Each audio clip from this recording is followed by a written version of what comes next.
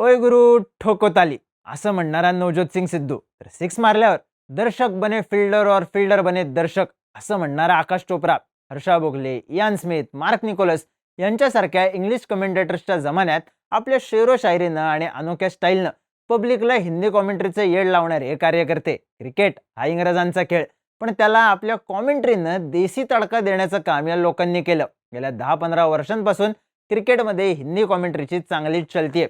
हळूहळू त्यांना फॉलो करत अनेक माजी क्रिकेटर्सही हिंदी कॉमेंट्री करायला लागले. यापैकीच एक पॉप्युलर नाव म्हणजे इरफान पठाण. इरफान म्हणजे एकदम युनिक क्रिकेटर. त्याच्या काळात त्याच्यासारखा स्किल सेट असणारे प्लेयर्स भारतात लय कमी होते. नंतर त्यानं कॉमेंट्रीतही नाव कमावलं. कॉमेंट्री करताना इरफान त्याच्या थेट बोलण्यासाठी ओळखला गेला आणि पॉप्युलर सुद्धा झाला. पण नुकतीच एक बातमी आली. स्टार स्पोर्ट्सनं IPLच्या कॉमेंट्री पॅनलमधून इरफान पठाणला काढून टाकलं. चॅनलनं यासाठी कोणतंही कारण दिलं नाही. त्यानंतर हरभजन सिंग बद्दलही एक बातमी आली. त्यामुळे त्यालाही कॉमेंट्रीवरून काढून टाकण्याच्या चर्चा झाल्या. त्यातच एका फॅननं हिंदी कॉमेंटेटर्सला उद्देशून टाकलेला एक व्हिडिओ सोशल मीडियावर प्रचंड व्हायरल झाला. त्यामुळे या चर्चा आणखीनच वाढल्या. थोडक्यात आधी इरफानचा टप्पा पडला, आता भज्जीचा नंबर आहे का असंही बोललं जातंय. हे सगळं प्रकरण नेमकं आहे काय? इरफान पठाणचा नेमका वाद काय झाला? त्यानंतर भज्जीचा काय सीन झालाय? जाणून घेऊयात या व्हिडिओमधून. नमस्कार, मी चिन्मय आणि तुम्ही पाहताय बोलभिडू. सगळ्यात आधी इरफान पठाणचा काय सीन झाला, त्याला कॉमेंट्री पॅनलवरून का काढून टाकण्यात आलं ते सांगतो. इंटरनॅशनल क्रिकेटमधून रिटायर झाल्यापासून इरफान IPL मध्ये रेग्युलरली कॉमेंट्री करतो. या फील्डमध्ये त्याची जबरदस्त फॅन फॉलोइंग सुद्धा तयार झाली. पण इरफानला या IPL पूर्वी कॉमेंट्रीमधून काढून टाकल्याची बातमी आली आणि सगळ्यांनाच आश्चर्याचा धक्का बसला. याबाबत इरफान पठाण किंवा चॅनलनं कोणतेही ऑफिशियल स्टेटमेंट दिलेलं नाही. पण काही रिपोर्ट्समध्ये इरफानला काढून टाकण्यामागचं कारण सांगण्यात आलंय इरफानचा प्लेअर सोबत झालेला वाद. मीडिया रिपोर्ट्सनुसार इरफाननं कॉमेंट्रीच्या वेळी भारतीय प्लेयर्स बद्दल केलेल्या काही कमेंट्स या प्लेयर्सला आवडल्या नाहीत. त्यामुळं या प्लेयर्सकडून दबाव टाकण्यात आला आणि रिस्क नको असं म्हणत स्टार स्पोर्ट्सनं इरफानला हिंदी पॅनलमधून बाहेर ठेवलं आणि नंतर गुजराती पॅनलमध्येही चान्स दिला नाही अशी ही चर्चा झाली. आता प्रश्न हा आहे की इरफान पठाणचे नेमके कुठल्या प्लेअर सोबत वाद झाले याचं ठोस उत्तर पुढे आलं नाही, पण चर्चा मात्र लय झाल्या. चर्चांचं कारण ठरला एक व्हिडिओ. भारत आणि ऑस्ट्रेलिया यांच्यात झालेल्या बॉर्डर गावस्कर ट्रॉफी वेळच्या या व्हिडिओमध्ये इरफान पठाण कोहलीच्या आउट होण्याच्या पद्धतीवर टीका करताना दिसतोय. इरफान म्हणतो कोहली खूप अनुभवी प्लेअर आहे, त्याच्याकडून जास्त अपेक्षा होत्या. विराट कोहली स्वतः डिसिप्लिन बाबत बोलतो, पण इथं त्यानं ते डिसिप्लिन दाखवलं नाही. ही आजची गोष्ट नाही, हे बऱ्याच वर्षांपासून चालू आहे. तो पुन्हा पुन्हा अशाच प्रकारे आउट होतोय. बॉलची लाईन आणि लेंथ पहा. तुम्ही बॉलला सोडू शकता. 6व्या-7व्या स्टंपची लाईन आहे. बॉलही बाहेर जातोय. तुम्ही सोडू शकला असता, पण तुम्ही हे केलं नाही असे इरफान कोहलीला उद्देशून म्हणतो. ऑस्ट्रेलिया दौऱ्यात विराट कोहली वारंवार ऑफ स्टंपच्या बाहेरच्या बॉलवर आउट होत होता.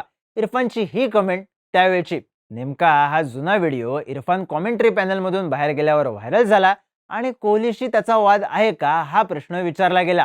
विराट कोहलीवरच्या या कमेंटमुळेच इरफानला कॉमेंट्री पॅनलमधून काढून टाकण्यात आलं का अशी चर्चा झाली. या सगळ्या प्रकरणावर BCCI मधल्या एका सूत्रानं माध्यमांशी बोलताना सांगितलं की काही वर्षांपूर्वी इरफानचा काही भारतीय खेळाडूंशी वाद झाला होता. तेव्हापासून तो त्यांच्यावर टीका करताना मागे पुढे बघत नाही. इरफान पठाणवर काही ज्युनियर खेळाडूंनी नाव न घेता सोशल मीडियावरून टीका केल्याचे आरोपही केले होते. या सगळ्या प्रकरणानंतर इरफानने एक मोठा निर्णय घेतलाय.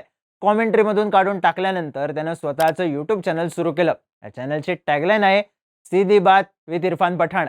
चॅनलच्या नावातूनही त्यानं स्टार स्पोर्ट्सवर निशाणा साधल्याची चर्चा झाली. पण विषय एवढाच आहे की या IPLला तरी इरफान पठाण कॉमेंट्री बॉक्समध्ये दिसणार नाही. इरफान पठाणचा हा सीन झाल्यानंतर या IPL दरम्यान आणखी एका हिंदी कॉमेंटेटरच्या कॉमेंट्रीवरून वाद झाला. कॉमेंटेटर म्हणजे भारताचा माजी स्पिनर हरभजन सिंग. भज्जीनं या IPL दरम्यान एक अशी कमेंट पास केली ज्यामुळे वाद झाला.